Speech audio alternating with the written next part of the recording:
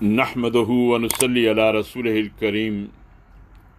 فأعوذ بالله من الشيطان الرجيم بسم الله الرحمن الرحیم۔ سیرت سرور عالم محمد صلی اللہ علیہ وسلم کا مطالعہ مسلسل کر رہے ہیں۔ آج کا موضوع ہے بعثت سرور عالم کے متعلق تورات و انجیل کی پیش گوئیاں۔ بعثت سرور عالم صلی اللہ علیہ وسلم کے متعلق تورات و انجیل کی پیشین گوئیاں۔ سورہ صف کی آیت نمبر 6 میں ارشاد ہے وَإِذْ قَالَ عِيسَى ابْنُ مَرْيَمَ يَا بَنِي إِسْرَائِيلَ إِنِّي رَسُولُ اللَّهِ إِلَيْكُمْ مُصَدِّقًا لِمَا بَيْنَ يَدَيَّ مِنَ التَّوْرَاةِ۔ اور یاد کرو عیسیٰ ابن مریم کی وہ بات جو اس نے کہی تھی کہ اے بنی اسرائیل میں تمہاری طرف بھیجا ہوا رسول ہوں، تصدیق کرنے والا ہوں اس تورات کی جو مجھ سے پہلے آئی ہوئی موجود ہے۔ اس فقرے کے 3 معنی ہیں اور تینوں صحیح ہیں۔ ایک یہ کہ میں کوئی الگ اور نرالا دین نہیں لایا ہوں، بلکہ وہی دین لایا ہوں جو موسیٰ علیہ السلام لائے تھے۔ میں تورات کی تردید کرتا ہوا نہیں آیا ہوں بلکہ اس کی تصدیق کر رہا ہوں۔ جس طرح ہمیشہ سے خدا کے رسول اپنے سے پہلے آئے ہوئے رسولوں کی تصدیق کرتے رہے ہیں، لہذا کوئی وجہ نہیں کہ تم میری رسالت کو تسلیم کرنے میں تعامل کرو۔ دوسرے معنی یہ ہے کہ میں ان بشارتوں کا مصداق ہوں جو میری آمد کے متعلق تورات میں موجود ہیں، لہذا بجائے اس کے کہ تم میری مخالفت کرو، تمہیں تو اس بات کا خیر مقدم کرنا چاہیے کہ جس آنے کی خبر پچھلے انبیاء نے دی تھی وہ آ گیا۔ اور اس فقرے کے بعد والے فقرے کے میرے ساتھ ملا کر پڑھنے سے تیسرے معنی یہ نکلتے ہیں کہ میں اللہ کے رسول احمد صلی اللہ علیہ وسلم کی آمد کے متعلق تورات کی دی ہوئی بشارت کی تصدیق کرتا ہوں اور خود بھی ان کے آنے کی بشارت دیتا ہوں۔ اس تیسرے معنی کے لحاظ سے حضرت عیسیٰ علیہ السلام کے اس قول کا اشارہ اس بشارت کی طرف ہے جو رسول اللہ صلی اللہ علیہ وسلم کے متعلق حضرت موسیٰ علیہ السلام نے اپنی قوم کو خطاب کرتے ہوئے دی تھی۔ اس میں وہ فرماتے ہیں تورات کی صریح پیش گوئی، خداوند تیرا خدا تیرے لیے تیرے ہی درمیان ہے سے، یعنی تیرے ہی بھائیوں میں سے میری مانند ایک نبی برپا کرے گا، تم اس کی سننا۔ یہ تیری اس درخواست کے مطابق ہوگا جو تو نے خداوندہ اپنے خدا سے مجمع کے دن حرب میں کی تھی کہ مجھ کو نہ تو خداوند اپنے خدا کی آواز پھر سننی پڑے اور نہ ایسی بڑی آگ ہی کا نظارہ ہوتا کہ میں مر نہ جاؤں۔ اور خداوند نے مجھ سے کہا کہ وہ جو کچھ کہتے ہیں سو ٹھیک کہتے ہیں، میں ان کے لیے انہی کے بھائیوں میں سے تیری مانند ایک نبی برپا کروں گا اور اپنا کلام اس کے منہ میں ڈالوں گا، اور جو کچھ میں اسے حکم دوں گا وہی وہ ان سے کہے گا، اور جو کوئی میری ان باتوں کو جن کو وہ میرا نام لے کر کہے گا نہ سنے گا تو میں ان کا حساب اس سے لوں گا۔ استثناء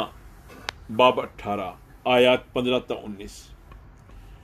یہ تورات کی صریح پیشین گوئی ہے جو محمد صلی اللہ علیہ وسلم کے سوا کسی اور پر چسپاں نہیں ہو سکتی۔ اس میں حضرت موسیٰ علیہ السلام اپنی قوم کو اللہ تعالیٰ کا یہ ارشاد سنا رہے ہیں کہ میں تیرے میں سے ایک نبی برپا کروں گا۔ ظاہر ہے کہ ایک قوم کے بھائیوں سے مراد خود اسی قوم کا کوئی قبیلہ یا خاندان نہیں ہو سکتا، بلکہ کوئی دوسری ایسی قوم ہی ہو سکتی ہے جس کے ساتھ اس کا قریبی نسلی رشتہ ہو۔ اگر مراد خود بنی اسرائیل میں سے کسی نبی کی آمد ہوتی تو الفاظ یہ ہوتے کہ میں تمہارے لیے خود تم ہی میں سے ایک نبی برپا کروں گا، لہذا بنی اسرائیل کے بھائیوں سے مراد لا محالہ بنی اسماعیلی ہی ہو سکتے ہیں جو حضرت ابراہیم علیہ السلام کی اولاد ہونے کی بنا پر ان کے نسبی رشتہ دار ہیں۔ مزید برآں اس پیشین گوئی کا مصداق بنی اسرائیل کا کوئی نبی اس وجہ سے بھی نہیں ہو سکتا کہ حضرت موسیٰ علیہ السلام کے بعد بنی اسرائیل میں کوئی ایک نبی نہیں، بہت سارے نبی آئے ہیں جن کے ذکر سے بائبل بھری پڑی ہے۔ دوسری بات اس بشارت میں یہ فرمائی گئی ہے کہ جو نبی برپا کیا جائے گا وہ حضرت موسیٰ علیہ السلام کے مانند ہوگا۔ اس سے مراد ظاہر ہے کہ شکل و صورت یا حالات زندگی میں مشابہ ہونا تو نہیں ہے، کیونکہ اس لحاظ سے کوئی فرد بھی کسی دوسرے فرد کے مانند نہیں ہوا کرتا، اور اس سے مراد محض وصف نبوت میں مماثلت بھی نہیں ہے، کیونکہ یہ وصف ان تمام انبیاء میں مشترک ہے جو حضرت موسیٰ علیہ السلام کے بعد آئے ہیں۔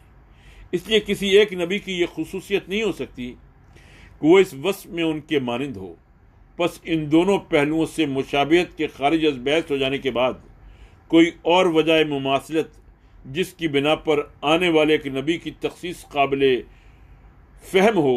اس کے سوا نہیں ہو سکتی کہ وہ نبی ایک مستقل شریعت لانے کے اعتبار سے حضرت موسیٰ علیہ السلام کے مانند ہو، اور یہ خصوصیت محمد صلی اللہ علیہ وسلم کے سوا کسی میں نہیں پائی جاتی، کیونکہ آپ سے پہلے بنی اسرائیل میں جو نبی بھی آئے تھے وہ شریعت موسوی کے پیرو تھے، ان میں سے کوئی بھی ایک مستقل شریعت لے کر نہ آیا تھا۔ اس تعبیر کو مزید تقویت پیشین گوئی کے ان الفاظ سے ملتی ہے کہ یہ تیری یعنی بنی اسرائیل کی اس درخواست کے مطابق ہوگا جو تو نے خداوند اپنے خدا سے مجمع کے دن حورب میں کی تھی، کہ مجھ کو نہ تو خداوند اپنے خدا کی آواز پھر سننی پڑے اور نہ ایسی بڑی آگ ہی کا نظارہ ہوتا کہ میں مر نہ جاؤں، اور خداوند نے مجھ سے کہا کہ وہ جو کچھ کہتے ہیں ٹھیک کہتے ہیں، میں ان کے لیے انہی کے بھائیوں میں سے تیری مانند ایک نبی برپا کروں گا اور اپنا کلام اس کے منہ میں ڈالوں گا۔ اس عبارت میں حورب سے مراد وہ پہاڑ ہے جہاں حضرت موسیٰ علیہ السلام کو پہلی مرتبہ احکام شریعت دیے گئے تھے، اور بنی اسرائیل کی جس درخواست کا اس میں ذکر کیا گیا ہے اس کا مطلب یہ ہے کہ آئندہ اگر کوئی شریعت ہم کو دی جائے تو ان خوفناک حالات میں نہ دی جائے جو حورب پہاڑ کے دامن میں شریعت دیتے وقت پیدا کیے گئے تھے۔ ان حالات کا ذکر قرآن میں بھی موجود ہے اور بائبل میں بھی۔ سورہ بقرہ کی آیت نمبر 55، 56 میں اور 63 میں، سورہ اعراف کی آیات 155 سے 171 میں، اور بائبل کی کتاب خروج 19 میں اور 17 تا 18 آیات میں۔ اس کے جواب میں حضرت موسیٰ بنی اسرائیل کو بتاتے ہیں کہ اللہ تعالیٰ نے تمہاری یہ درخواست قبول کر لی ہے۔ اس کا ارشاد ہے کہ میں ان کے لیے ایک ایسا نبی برپا کروں گا جس کے منہ میں اپنا کلام ڈالوں گا، یعنی آئندہ شریعت دینے کے وقت وہ خوفناک حالات پیدا نہ کیے جائیں گے جو حورب پہاڑ کے دامن میں پیدا کیے گئے تھے، بلکہ اب جو نبی اس منصب پر مامور کیا جائے گا اس کے منہ میں بس اللہ کا کلام ڈالا جائے گا اور وہ اسے خلق خدا کو سنا دے گا۔ اس تصریح پر غور کرنے کے بعد کیا اس امر میں کوئی کسی شبے کی گنجائش رہ جاتی ہے کہ محمد صلی اللہ علیہ وسلم کے سوا اس کا مصداق کوئی اور نہیں ہے؟ حضرت موسیٰ علیہ السلام کے بعد مستقل شریعت صرف آپ صلی اللہ علیہ وسلم کو ہی دی گئی ہے۔ اس کی عطا کرنے کے بعد کوئی ایسا مجمع نہیں ہوا جیسا حورب پہاڑ کے دامن میں بنی اسرائیل کا ہوا تھا، اور کسی وقت بھی احکام شریعت دینے کے موقع پر وہ حالات پیدا نہیں کیے گئے جو وہاں پیدا کیے گئے تھے۔ یہ تو تھی تورات کی صریح پیش گوئی۔ انجیل میں بھی نبوت محمدی صلی اللہ علیہ وسلم کی بشارت دی گئی ہے۔ حضرت عیسیٰ علیہ السلام نے نبوت محمدی کی جو بشارت دی تھی اس کا قرآن میں سورہ صف کی آیت نمبر 6 میں اس طرح سے ذکر ہے، اور یاد کرو عیسیٰ ابن مریم کی وہ بات جو اس نے کہی تھی کہ اے بنی اسرائیل، میں تمہاری طرف اللہ کا بھیجا ہوا رسول ہوں، تصدیق کرنے والا ہوں اس تورات کی جو مجھ سے پہلے آئی ہوئی موجود ہے، اور بشارت دینے والا ہوں ایک رسول کی جو میرے بعد آئے گا جس کا نام احمد ہوگا۔ وَإِذْ قَالَ عِيسَىٰ ابْنُ مَرْيَمَ يَا بَنِي إِسْرَائِيلَ إِنِّي رَسُولُ اللَّهِ إِلَيْكُمْ مُصَدِّقًا لِمَا بَيْنَ يَدَيَّ مِنَ التَّوْرَاةِ وَمُبَشِّرًا بِرَسُولٍ يَأْتِي مِن بَعْدِي اسْمُهُ أَحْمَدُ فَلَمَّا جَاءَهُم بِالْبَيِّنَاتِ قَالُوا هَٰذَا سِحْرٌ مُّبِينٌ۔ یہ قرآن مجید کی ایک بڑی اہم آیت ہے جس پر مخالفین اسلام کی طرف سے بڑی لے دے بھی کی گئی ہے، اور بدترین خیانت مجرمانہ سے بھی کام لیا گیا ہے، کیونکہ اس میں یہ بتایا گیا ہے کہ حضرت عیسیٰ علیہ السلام نے رسول اللہ صلی اللہ علیہ وسلم کا صاف صاف نام لے کر آپ کی آمد کی بشارت دی تھی۔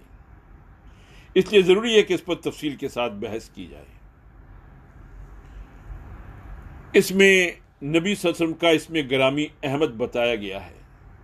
احمد کے دو معنی ہیں، ایک وہ شخص جو اللہ کی سب سے زیادہ تعریف کرنے والا ہو، دوسرے وہ شخص جس کی سب سے زیادہ تعریف کی گئی ہو یا جو بندوں میں سب سے زیادہ قابل تعریف ہو۔ احادیث صحیحہ سے ثابت ہے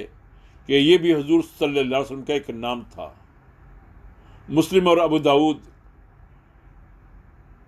کیا کسی میں حضرت ابو موسیٰ اشعری کی روایت ہے کہ حضور صلی اللہ علیہ وسلم نے فرمایا کہ انا محمد و انا احمد و الحاشر، میں محمد ہوں اور میں احمد ہوں اور میں حاشر ہوں۔ اسی مضمون کی روایت حضرت جبیر بن مطعم سے امام مالک، بخاری، مسلم، دارمی، ترمذی اور نسائی نے نقل کی ہے۔ حضور صلی اللہ علیہ وسلم کا یہ اسم گرامی صحابہ میں معروف تھا، چنانچہ حضرت حسان بن ثابت کا شعر ہے جس کے معنی ہے اللہ نے اور اس کے عرش کے گرد جمگٹا لگائے ہوئے فرشتوں نے اور سب پاکیزہ ہستیوں نے بابرکت احمد پر درود بھیجا ہے۔ تاریخ سے یہ بھی بات ثابت ہے کہ حضور صلی اللہ علیہ وسلم کا نام مبارک صرف محمد صلی اللہ علیہ وسلم ہی نہ تھا بلکہ احمد بھی تھا۔ عرب کا پورا لٹریچر اس بات سے خالی ہے کہ حضور صلی اللہ علیہ وسلم سے پہلے کسی کا نام احمد رکھا گیا ہو، اور حضور صلی اللہ علیہ وسلم کے بعد احمد اور غلام احمد اتنے لوگوں کے نام رکھے گئے ہیں جن کا شمار نہیں کیا جا سکتا۔ اس سے بڑھ کر اس بات کا کیا ثبوت ہو سکتا ہے کہ زمانہ نبوت سے لے کر آج تک تمام امت میں آپ کا یہ اسم گرامی معلوم و معروف رہا ہے۔ اگر حضور صلی اللہ علیہ وسلم کا یہ اسم گرامی نہ ہوتا تو اپنے بچوں کے نام غلام احمد رکھنے والوں نے آخر کس احمد کا غلام ان کو قرار دیا تھا؟ حضرت مسیح علیہ السلام، حضرت الیاس علیہ السلام اور وہ نبی، انجیل یوحنا اس بات پر گواہ ہے کہ مسیح علیہ السلام کی آمد کے زمانے میں بنی اسرائیل تین شخصیتوں کے منتظر تھے، ایک مسیح، دوسرے ایلیاہ یعنی حضرت الیاس علیہ السلام کی آمد، اور تیسرے وہ نبی۔ انجیل کے الفاظ یہ ہیں، وہ نبی، وہ نبی۔ اور یوحنا حضرت یحییٰ علیہ السلام کی گواہی یہ ہے کہ جب یہودیوں نے یروشلم سے کاہن اور لاوی یہ پوچھنے کو اس کے پاس بھیجے کہ تو کون ہے، تو اس نے اقرار کیا اور انکار نہ کیا بلکہ اقرار کیا کہ میں تو مسیح نہیں ہوں۔ انہوں نے مجھ سے پوچھا پھر کون ہے؟ کیا تو ایلیاہ ہے؟ اس نے کہا میں نہیں ہوں۔ کیا تو وہ نبی ہے؟ اس نے جواب دیا کہ نہیں۔ پس انہوں نے اس سے کہا پھر تو کون ہے؟ اس نے کہا میں بیابان میں ایک پکارنے والے کی آواز ہوں کہ تم خداوند کی راہ سیدھی کرو۔ انہوں نے اس سے یہ سوال کیا کہ اگر تو نہ مسیح ہے، نہ ایلیاہ، نہ وہ نبی، تو پھر بپتسمہ کیوں دیتا ہے؟ باب آیات 19 تا 25 میں یہ بات انجیل کی بیان کی گئی، انجیل یوحنا میں۔ یہ الفاظ اس بات پر صریح دلالت کرتے ہیں کہ بنی اسرائیل حضرت مسیح علیہ السلام اور حضرت الیاس علیہ السلام کے علاوہ ایک اور نبی کے منتظر تھے، اور وہ حضرت یحییٰ علیہ السلام نہ تھے۔ اس نبی کی آمد کا عقیدہ بنی اسرائیل کے ہاں اس قدر مشہور و معروف تھا کہ وہ نبی کہہ دینا گویا اس کی طرف اشارہ کرنے کے لیے بالکل کافی تھا۔ یہ کہنے کی ضرورت بھی نہ تھی کہ جس کی خبر تورات میں دی گئی ہے۔ مزید برآں اس سے یہ بھی معلوم ہوا کہ جس نبی کی طرف وہ اشارہ کر رہے تھے اس کا آنا قطعی طور پر ثابت تھا، کیونکہ جب حضرت یحییٰ علیہ السلام سے یہ سوالات کیے گئے تو انہوں نے یہ نہیں کہا کہ کوئی اور نبی آنے والا نہیں ہے، تم کس نبی کے متعلق پوچھ رہے ہو؟ انجیل یوحنا کی عبارات اس سلسلے میں کیا ہیں؟ آئیے وہ دیکھتے ہیں کہ وہ پیش گوئیاں جو انجیل یوحنا میں مسلسل باب 14 سے 16 تک منقول ہوئی ہیں وہ کیا ہیں۔ باب 14 میں آیات 16 سے 17 میں ارشاد ہے، اور میں باپ سے درخواست کروں گا تو وہ تمہیں دوسرا مددگار بخشے گا کہ ابد تک تمہارے ساتھ رہے، یعنی روح حق جسے دنیا حاصل نہیں کر سکتی کیونکہ نہ اسے دیکھتی ہے نہ جانتی ہے، تم اسے جانتے ہو کیونکہ وہ تمہارے ساتھ رہتا ہے اور تمہارے اندر ہے۔ اور باب 14 آیات 25 تا 26 میں ارشاد ہے، میں نے یہ باتیں تمہارے ساتھ رہ کر تم سے کہیں، لیکن مددگار یعنی روح القدس جسے باپ میرے نام سے بھیجے گا وہی تمہیں سب باتیں سکھائے گا اور جو کچھ میں نے تم سے کہا ہے وہ سب تمہیں یاد دلائے گا۔ اس کے بعد اسی باب میں آیت نمبر 30 میں ارشاد ہے، اس کے بعد میں تم سے بہت سی باتیں نہ کروں گا، کیونکہ دنیا کا سردار آتا ہے اور مجھ میں اس کا کچھ نہیں۔ پھر آیت نمبر 26 باب 15 میں ارشاد ہے، لیکن جب وہ مددگار آئے گا جس کو میں تمہارے پاس باپ کی طرف سے بھیجوں گا، یعنی سچائی کا روح جو باپ سے صادر ہوتا ہے، تو وہ میری گواہی دے گا۔ باب 16 کی آیت نمبر 7 میں ارشاد ہے، لیکن میں تم سے سچ کہتا ہوں کہ میرا جانا تمہارے لیے فائدہ مند ہے، کیونکہ اگر میں نہ جاؤں تو وہ مددگار تمہارے پاس نہ آئے گا، لیکن اگر جاؤں گا تو اسے تمہارے پاس بھیج دوں گا۔ اور باب 16 میں آیات 12 تا 15 میں ارشاد ہے، مجھے تم سے اور بھی بہت سی باتیں کہنا ہے، مگر اب تم ان کی برداشت نہیں کر سکتے، لیکن جب وہ یعنی سچائی کا روح آئے گا تو تم کو تمام سچائی کی راہ دکھائے گا، اس لیے کہ وہ اپنی طرف سے نہ کہے گا، لیکن جو کچھ سنے گا وہی کہے گا، اور تمہیں آئندہ کی خبریں دے گا۔ وہ میرا جلال ظاہر کرے گا، اس لیے کہ مجھ ہی سے حاصل کر کے تمہیں خبریں دے گا۔ جو کچھ باپ کا ہے وہ سب میرا ہے، اس لیے میں نے کہا کہ وہ مجھ ہی سے حاصل کرتا ہے اور تمہیں خبر دے گا۔ ان عبارتوں کے معنی متعین کرنے کے لیے سب سے پہلے تو یہ جاننا ضروری ہے کہ مسیح علیہ السلام اور ان کے ہم عصر اہل فلسطین کی عام زبان آرامی زبان کی وہ بولی تھی جسے سریانی کہا جاتا ہے۔ مسیح علیہ السلام کی پیدائش سے 200-250 برس پہلے ہی سلوقی اقتدار کے زمانے میں اس علاقے سے عبرانی رخصت ہو چکی تھی اور سریانی نے اس کی جگہ لے لی تھی۔ اگرچہ سلوقی اور پھر رومی سلطنتوں کے اثر سے یونانی زبان بھی اس علاقے میں پہنچ گئی تھی، مگر وہ صرف اس طبقے تک محدود رہی جو سرکار دربار میں رسائی پا کر یا رسائی حاصل کرنے کی خاطر یونانیت زدہ ہو گیا تھا۔ فلسطین کے عام لوگ سریانی کی ایک خاص بولی استعمال کرتے تھے، جس کے لہجے اور تلفظات اور محاورات دمشق کے علاقے میں بولی جانے والی سریانی سے مختلف تھے، اور اس ملک کے عوام یونانی سے اس قدر ناواقف تھے کہ جب 70 عیسوی میں یروشلم پر قبضہ کرنے کے بعد رومی جنرل ٹائٹس نے اہل یروشلم کو یونان میں خطاب کیا تو اس کا ترجمہ سریانی زبان میں کرنا پڑا۔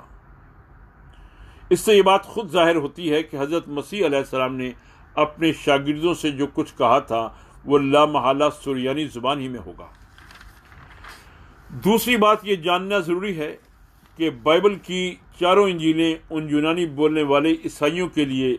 لکھی ہوئی ہیں جو حضرت عیسیٰ علیہ السلام کے بعد اس مذہب میں داخل ہوئے تھے۔ ان تک حضرت عیسیٰ علیہ السلام کے اقوال و اعمال کی تفصیلات سریانی بولنے والے عیسائیوں کے ذریعے سے کسی تحریر کی صورت میں نہیں بلکہ زبانی روایات کی شکل میں پہنچی تھی، اور ان سریانی روایات کو انہوں نے اپنی زبان میں ترجمہ کر کے درج کیا تھا۔ ان میں سے کوئی انجیل بھی 70 عیسوی سے پہلے کی لکھی ہوئی نہیں ہے، اور انجیل یوحنا تو حضرت عیسیٰ علیہ السلام کے 1 صدی بعد غالباً ایشیائی کوچک کے شہر افسس میں لکھی گئی ہے۔ مزید یہ کہ ان انجیل کا بھی کوئی اصلی نسخہ اس یونانی زبان میں محفوظ نہیں ہے جس میں ابتداً یہ لکھی گئی تھی۔ مطبعے کی ایجاد سے پہلے کے جتنے یونانی مسودات جگہ جگہ سے تلاش کر کے جمع کیے گئے ہیں ان میں سے کوئی بھی 4 صدی سے پہلے کا نہیں ہے، اس لیے یہ کہنا مشکل ہے کہ 3 صدیوں کے دوران میں ان کے اندر کیا کچھ رد و بدل ہوئے ہیں۔ اس معاملے کو جو چیز خاص طور پر مشتبہ بنا دیتی ہے وہ یہ ہے کہ عیسائی اپنی انجیلوں میں اپنی پسند کے مطابق دانستہ تغیر و تبدل کرنے کو بالکل جائز سمجھتے رہے ہیں۔ انسائکلوپیڈیا برٹانیکا کے مضمون بائبل کا مصنف لکھتا ہے، اناجیل میں ایسے نمایاں تغیرات دانستہ کیے گئے ہیں، جیسے مثلاً بعض پوری عبارتوں کو کسی دوسرے ماخذ سے لے کر کتاب میں شامل کر دینا۔ یہ تغیرات صریحاً کچھ ایسے لوگوں نے بالقصد کیے ہیں جنہیں اصل کتاب کے اندر شامل کرنے کے لیے کہیں سے کوئی مواد مل گیا، اور وہ اپنے آپ کو اس کا مجاز سمجھتے رہے کہ کتاب کو بہتر یا زیادہ مفید بنانے کے لیے اس کے اندر اپنی طرف سے اس مواد کا اضافہ کر دیں۔ بہت سے اضافے دوسری صدی ہی میں ہو گئے تھے اور کچھ نہیں معلوم کہ ان کا ماخذ کیا تھا۔ اس صورتحال میں قطعی طور پر یہ کہنا بہت مشکل ہے کہ انجیلوں میں حضرت عیسیٰ علیہ السلام کے جو اقوال ہمیں ملتے ہیں وہ بالکل ٹھیک ٹھیک نقل ہوئے ہیں اور ان کے اندر کوئی رد و بدل نہیں ہوا ہے۔ تیسری اور نہایت اہم بات یہ ہے کہ مسلمانوں کی فتح کے بعد تقریباً 3 صدیوں تک فلسطین کی عیسائی باشندوں کی زبان سریانی رہی اور کہیں 9ویں صدی عیسوی میں جا کر عربی زبان نے اس کی جگہ لی۔ ان سریانی بولنے والے اہل فلسطین کے ذریعے سے عیسائی روایات کے متعلق جو معلومات ابتدائی 3 صدیوں کے مسلمان علماء کو حاصل ہوئیں وہ ان لوگوں کی معلومات کی بنسبت زیادہ معتبر ہونی چاہیے جنہیں سریانی سے یونانی اور پھر یونانی سے لاطینی زبانوں میں ترجمہ در ترجمہ ہو کر یہ معلومات پہنچی، کیونکہ مسیح علیہ السلام کی زبان سے نکلے ہوئے اصل سریانی الفاظ ان کے ہاں محفوظ رہنے کے زیادہ امکانات تھے۔ ان ناقابل